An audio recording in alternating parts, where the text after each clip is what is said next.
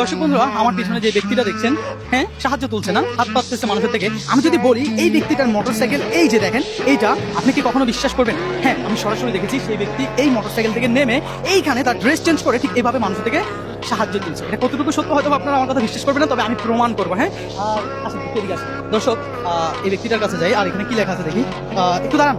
আচ্ছা, ও টাকা না, এখানে কি লেখা আছে দর্শক একটু ভালো করে পড়েন। মায়ের চিকিৎসার জন্য অনেক টাকার প্রয়োজন, আপনারা আমাকে সাহায্য করুন। না, এটাই তো লেখা আছে নাকি আমি ভুল বলছি?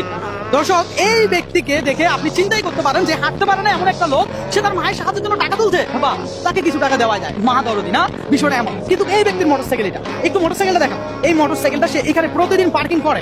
হ্যাঁ, প্রতিদিন এইখানে আসলে মাত্র আমি জানতে পারছি এখানকার এলাকার মানুষ থেকে, তবে আমার চোখে আজকে সরাসরি ধরা পড়ছে এই ব্যক্তি হাঁটতে পারে না। তুমি হাঁটতে পারো না? হ্যাঁ, দাও, হাঁটতে পারো না, হ্যাঁ, হাঁটতে পারো না। ওই মোটরসাইকেল কার? আমার না। মোটরসাইকেল তোমার না? আমি নিজে দেখছি তোমার মোটরসাইকেল না। হ্যাঁ, তুমি অস্বীকার করতেছো? হ্যাঁ, ভয় পাচ্ছ?